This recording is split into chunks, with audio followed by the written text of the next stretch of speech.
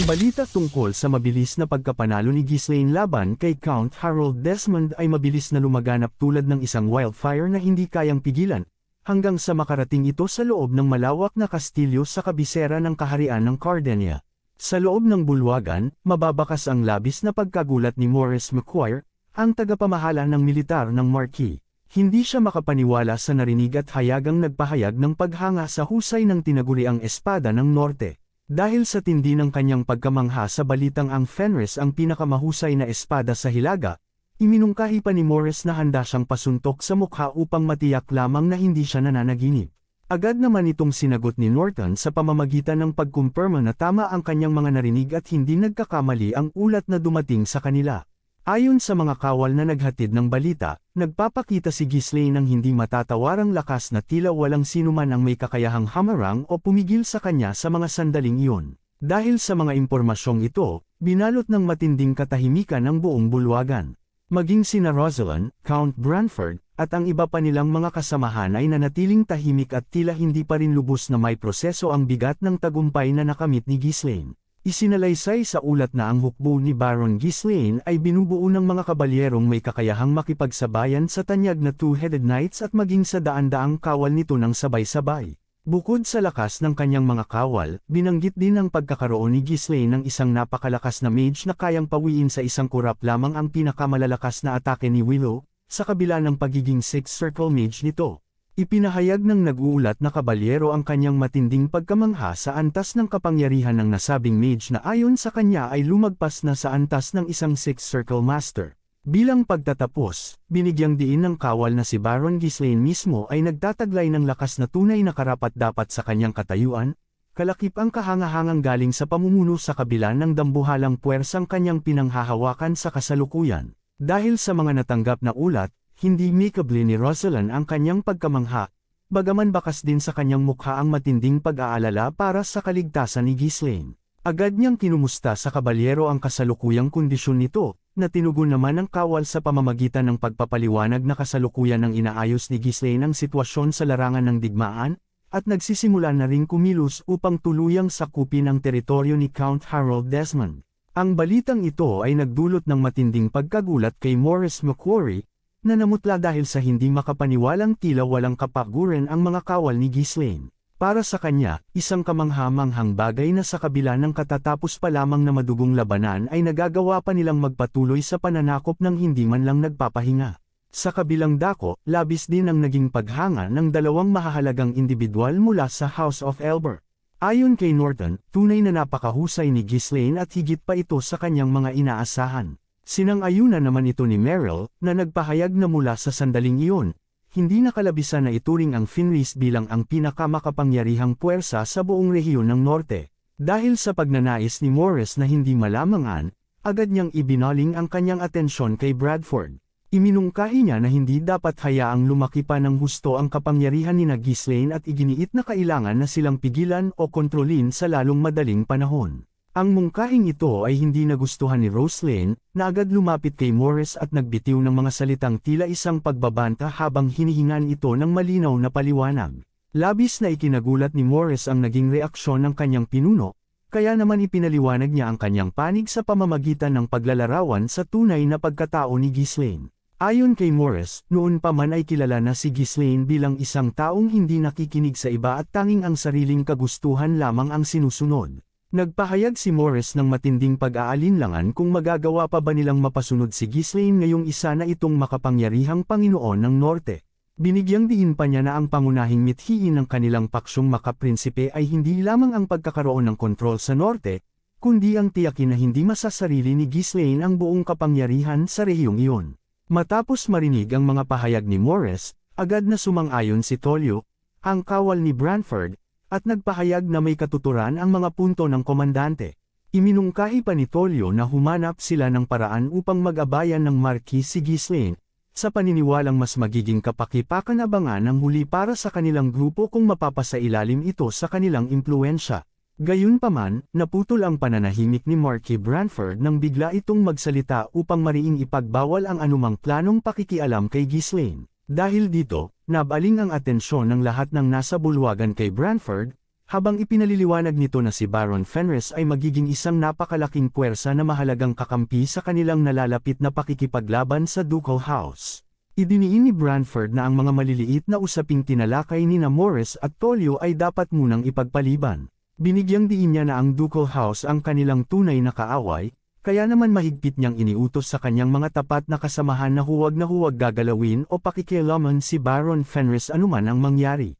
Sa huli, nakiusap at nagbigay ng babala ang Marquis sa lahat ng naroon upang matiyak ang kaligtasan at kalayaan ni Ghislaine mula sa kanilang sariling grupo. Mabilis na binalot ng pagkadismaya si Morris matapos marinig ang naging desisyon ng kanilang pinunong si Branford. Dahil sa sama ng loob, napabuntong hininga na lamang siya at lihim na napamura sa kanyang sarili. Sa gitna ng kanyang pagtatampo, agad siyang dinaluhan at inaliw ng kanyang kasamahang si Norton. Sinabihan siya nito na huwag masyadong panghinaan ng loob dahil hindi naman si Baron Fenris ang tanging bida sa naganap na digmaan. Ipinunto ni Norton na nakamit lamang ang tagumpay dahil sa tulong ng hukbo ng kaharian at ng mga tropang pinamumunuan ni Morris. Lalo pang pinalakas ni Merrill ang loob ni Morris sa pamamagitan ng pagsang-ayon sa mga sinabi ni Norton. Binigyang diin niya na kung wala ang mga kawal na nasa ilalim ng pamumuno ni Morris McCorrick, hinding-hindi magtatagumpay ang panig ni Ghislaine sa labanan. Dahil sa mga natanggap na papuri, agad na napawi ang inis ni Morris at napalitan ito ng matinding pagmamalaki. Sa harap ng lahat, ipinangalandakan niya na maliwanag naman sa simula pa lang na ang kanyang hukbo ang tunay na dahilan ng pagkapanalo. Nagpahayag pa siya na hindi na kailangan pang labis na purihin ang kanyang ginawa dahil batid na niya noon pa man na ang kanyang puwersa ang magsisilbing susi sa tagumpay ni Ghislaine. Ipinag-utos ni Marquis Branford ang opisyal na pagtatapos ng kanilang pagpupulong para sa araw na iyon. Pinahintulutan na rin ang lahat ng kanyang mga tagapayo at mga tauhang nasa loob ng bulwagan na lisanin ang silid. Nang makaalis na ang lahat at tumahimik na ang paligid, tinawag ni Branford ang kanyang tapat na kawal na si Tullio na nooy nasa kanyang likuran lamang. Agad namang tumugon si Tullio nang may buong paggalang sa kanyang Panginoon. Sa gitna ng kanilang pag-uusap, nagpakita ng isang matalim na titig si Branford bago ibinigay ang isang mahalagang direktiba. Iniutos niya kay Tullio na hanapin at dalhin sa kanyang harapan si Conde Fod. Hindi nagtagal, dahan-daang bumukas ang pintuan ng bulwagan patungo sa opisina ni Branford at iniluwal nito si Fod. Mababakas sa hitsura ni Ford ang matinding galit at pagkainis bunga ng kanyang naging pagkakaaresto. Sa gitna ng kanyang pagkapahiya, mahina siyang nagpahayag ng realisasyon na ang kanyang paglaya ay isang malinaw na palatandaan na nagtagumpay nga si Baron Fenris sa labanan. Tinugon nito ni Marquis Branford sa pamamagitan ng pagkumpirma na maaari na siyang bumalik sa kanyang pinagmulan. Idinagdag pa ng Marquis na nakatakda na ring palayain ang iba pang mga maharlika mula sa Ducal House na may layuning sakupin ang kanilang lupain. Tahasang inihayag ni Branford na sa puntong ito, wala nang paraan para maiwasan pa ang isang madugong digmaang sibil. Sa kabila ng tensyon, nagpahayag si Branford ng kawalan ng pag-unawa sa ilang naging punto ni Fod. Subalit nanindigan siya sa katotohanang batid ng lahat na matagal nang nag-aabang ang Ducal House ng tamang pagkakataon upang tuluyang makontrol at masakop ang buong kaharian. Nagpatuloy si Branford sa kanyang paliwanag na ang kanilang paksyong makaprinsipe ang tanging humahadlang upang hindi tuluyang sumiklab ang kinatatakutang digmaang sibil. Gayunpaman, diretsyong sinalungat ito ni Fod sa pamamagitan ng paggiit na hindi ang paksyong makaprinsipe, kundi ang panig ng mga Ducal, ang tunay na nagpipigil sa kaguluhan. Dahil dito, mariing tinanong ni Branford si Fod kung hanggang sa mga sandaling iyon ay puro kalokohan pa rin ba ang kanyang sasabihin. Sa halip na matakot, pinagtibay ni Fod ang kanyang argumento habang itinataas ang kanyang kamay. Binigyang diin niya na ang mahal na hari, na matagal nang nakalatay dahil sa karamdaman, ay naging tao-tauhan na lamang ng Marquis noon pa man. Tahasan niyang kinwestiyon kung mayroon pa nga bang nangyayari sa buong kaharian na hindi umaayon sa kagustuhan ni Branford. Matapos marinig ang mapangahas na pahayag na ito, tuluyang sumiklab ang galit ni Branford. Habang nanlilisik ang kanyang mga mata, malakas siyang sumigaw at pinaratangan si Fod ng pagiging napakawalang galang, sabay utos dito na tumahimik na at huwag nang magsalita pa. Sa gitna ng maugong na pagsigaw ni Branford, mabilis na kumilos ang dalawang kawal na nasa likuran ni Fod at itinutok ang talam ng kanilang mga espada sa mismong leeg nito. Dahil sa panganib na maaari siyang mapugutan sa isang maling galaw lamang, nanatiling hindi kumikilos si Fod sa kanyang kinalalagyan. Gayunpaman, hindi ito naging hadlang upang ipahayag ni Fod ang kanyang huling babala. Ipinapaalala niya kay Branford ang tunay na ugali ni Duque Delfin na tila nakakalimutan na ng Marquis. Binigyang diin pa niya na ang kanilang tanging layunin noon pa man ay ang mapigilan ang pagkasangkot ng kaharian sa isang digmaang sibil, subalit dahil sa mga kasalukuyang kaganapan, naniniwala siyang tiyak na ang malawakang pagdanak ng dugo sa buong lupain. Matapos bitawan ang mga mapanindig balahibong salitang ito, tuluyan ng ginabayan ng mga kawal si Fogg patungo sa labas ng bulwagan. Naiwan si Branford na bakas ang matinding puot sa kanyang hitsura, bagaman pilit niyang sinusupil at pinipigilan ang kanyang galit habang mag-isang nagninilay sa loob ng silid. Nang tuluyang maisara ang pinto, naiwan si Branford na nag-iisa sa katahimikan ng silid. Ginamit niya ang pagkakataong iyon upang kalkulahin at suriin ang mga naganap na pangyayari habang binabalangkas ang susunod na hakbang ng kanilang faction. Sa gitna ng kanyang malalim na pag-iisip, mahina niyang naibulong ang pangalan ni Delfin, na naging mitya ng pagbabalik ng isang lumang alaala. Sa kanyang ganita, muling nagpakita ang tagpo kung saan sila ni Delfin ay tahimik na nag-uusap. Noong mga sandaling iyon, kinwestiyon ni Delfin ang tunay na halaga ng politika at kapangyarihan sa mundo ng mga tao, sa paniniwalang anuman ang makamit ay maglalaho rin pagkalipas ng panahon. Agad itong sinalungat ni Branford at iginiit na ang mga bagay na iyon ay may malaking katuturan, lalo na para sa mga taong nasa kanilang mataas na katayuan. Ipinaliwanag ni Branford na sa bawat desisyon at hakbang na kanilang ginagawa, doon nakasalalay ang magiging kapalaran at takbo ng buhay ng maraming tao. Habang nagpapaliwanag si Branford, mapapansin na mas nakatuon ang atensyon ni Delfin sa mga langgam na nasa kanyang paanan. Inihalin tulad ni Delfin ang buhay ng mga tao sa mga insektong iyon, mga nilalang na hindi naman mabubuhay ng habang buhay kaya't tila walang silbi ang lahat. Upang bigyang diin ang kanyang punto, walang pakundangan niyang tinapakan ang mga naghahanap buhay na langgam. Pagkatapos nito, ipinahayag ni Delfin kay Branford ang kanyang matinding hangarin na makakita ng mas malayo pa at maabot ang pinakamataas na tugatog ng kapangyarihan. Sa pagbabalik ng kanyang diwa sa kasalukuyan, nanatiling tahimik si Branford habang pilit na inuunawa at pinagmumuni-muni ang mga mapanganib na salitang binitawan ni Delfin sa kanilang nakaraan. Matapos ang kanyang malalim na pagmumuni-muni, mahinang binigkas ni Branford ang pangalan ni Delfin. Sa gitna ng katahimikan ng silid, naibulong niya sa kanyang sarili kung gaano na nga ba katagal ang panahon na lumipas simula noong huli silang magkita at nasalayan ang mukha ng isa't isa. Matapos ang mga sandaling pagmumuni-muni, lumipat ang eksena sa Eclipse Castle, ang kuta ng Ducal House of Delfin. Kapansin-pansin ang napakadilim na atmosfera ng kastilyo na tila nababalot ng misteryosong lila na enerhiya. Sa loob ng bulwagan, makikita si Raul at ang kanyang tapat na kawal habang naglalakad at mahinang nag-uusap. Binanggit ni Raul ang tungkol sa balitang nanggagalaiti sa galit si Duque Delfin. Kinumpirma naman ito ng kanyang kasamang kawal at ipinaliwanag na hindi katakataka ang gayong reaksyon matapos mabalitaan ang pagkatalo ni Harold Desmond. Nagpatuloy ang misteryosong kawal sa pagsasabing bagaman ipinagkatiwala ng Duque ang lahat kay Raul noon, tila sa pagkakataong ito ay nais ng pinuno na isisi sa kanya ang naging takbo ng sitwasyon. Dahil sa mga narinig, napapikit na lamang si Raul at nanatiling tahimik, bagaman hindi may kakaila ang kanyang tensyon dahil sa tagaktak ng pawis sa kanyang mukha. Sa huli, pinatigil ni Raul ang kawal sa pagbanggit ng mga walang kwentang usapan. Pinuna naman siya ng kawal at pinayuhang mag-who-knows dili. Dahil napansin itong tila nawawala si Raul sa kanyang nakasanayang ugali at kapanatagan. Mabilis na pinatahimik ni Raul ang kanyang kasama nang makarating sila sa harap ng pintuan ng silid ng kanilang pinunong si Duque Delfin. Binigyan niya ng babala ang kawal na huwag nang magingay dahil nasa tapat na sila ng silid ng kanilang Panginoon. Pagkatapos nito, agad na bumukas ang mga pinto at tumambad sa kanila ang isang malawak na bulwagan kung saan makikita ang isang trono na nakatalikod sa kanila. Mababakas sa figure ng Duque ang mahabang puting buhok at ang napakadilim na enerhiyang bumabalot sa buong paligid nito. Agad na lumuhad sina Raul at ang kanyang kasama upang magbigay-pugay. Buong pagpipitagan nilang binati ang kagalang-galang na Duque at ipinaalam na naroon na sila sa kanyang harapan. Kasabay ng kanilang mga salita ay ang mas malalim pang pagyuko bilang tanda ng matinding paggalang. Hindi nagtagal, bumasag ang boses ng Duque sa katahimikan habang mariin nitong itinatanong kung totoo bang wala na ang buhay ni Desmond. Buong pagkumbabang sumagot si Raul at kinumpirma na napatay nga ito ni Baron Ghislain Fenris. Sa gitna ng tensyon, dahan daw ang binigkas ng Duque ang pangalan ni Ghislain ng paulit-ulit na tila ba isang pagbabanta sa buhay ng Baron. Binanggit ng Duke na madalas na niyang naririnig ang pangalang iyon nitong mga nakaraang araw at tila napakahusay nga raw ng kakayahan nito. Dahil sa takot, nanginginig na yumuko si Raul at humingi ng paumanhin sa kanyang kamahalan.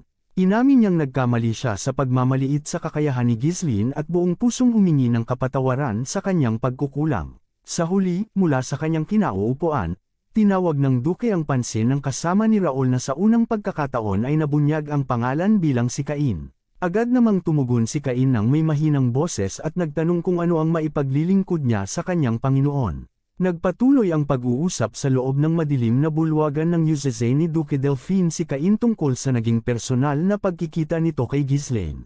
Nais malaman ng Duke ang tunay na opinyon at obserbasyon ng kanyang kawal hinggil sa tunay na kakayahan ng Baron. Diretsyong iniulat ni Cain na sa buong rehiyon ng Hilaga, tila wala ng sinumang kalaban ang may sapat na lakas upang pumatay kay Ghislaine. Nagbabala pa siya na sa paglipas ng panahon, lalong magiging mahirap para sa kahit na sino ang harapin ang naturang mandirigma.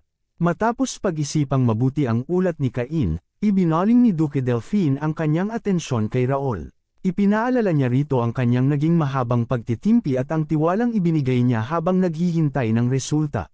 Subalit kasabay ng pagtaas ng kanyang daliri at ang pagkislap ng kanyang mga mata na may kasamang matinding banta, ipinahayag ng Duke na ang kanyang paghihintay ay natapos na at siya ay nagugutom na sa aksyon. Sa mga sandaling iyon, bumalot sa buong silid ang isang napakalakas na enerhiya ng pagpatay na tila sumasakal sa dalawang kawal habang ang mga ito ay nakaluhod. Habang nakatitig ng matalim kay Raul, tinanong siya ng Duke kung nananatili pa rin ba ang kanyang pananaw sa kabila ng tensyon. Sa gitna ng matinding pressure na muntik ng ikahimatay ni Raul, pinilit niyang magpaliwanag na ang pagiging mapusok ay maaaring magdala ng malaking kapahamakan sa kanilang panig. Gayunpaman, mabilis na binuweltahan ng Duke ang kanyang katwiran sa pamamagitan ng pagpapaalala na nawala na sa kanilang kontrol si Desmond at ang buong Hilaga. Dahil dito, agad na sumuko si Raul sa kagustuhan ng kanyang Panginoon at nangakong makikipag-ugnayan na siya sa kanilang mga kakampi o iba pang mahahalagang individual para sa kanilang susunod na hakbang.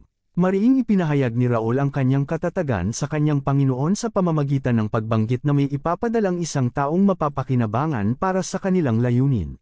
Nangako siya na tatapusin ang lahat bago pa tuluyang lumala ang pagkabagot o ang tinaguliang uhaw ng mahal na Duke. Tiniyak niya kay Duke Delphine na maaari itong umasa sa kanyang mga susunod na gagawin. Bagaman tila bahagyang nasiyahan ang Duke sa narinig, hindi pa rin ito napigil ang punahin si Raul sa pagsasabing masyado pa rin itong nakatuon sa mga bagay na itinuturing niyang walang kabuluhan. Ang mga salitang ito ay nagdulot ng matinding kaba kay Raul, na naging sanhi ng kanyang pamumutla na tila bahihiwalay ang kanyang kaluluwa sa kanyang katawan. Gayunpaman, nagpasya ang Duke na maghihintay pa siya ng kaunti base sa mga sinabi ni Raul, ngunit nagbigay siya ng huling babala na ang oras na ibibigay niya sa pagkakataong ito ay hindi na magiging kasing haba gaya ng dati.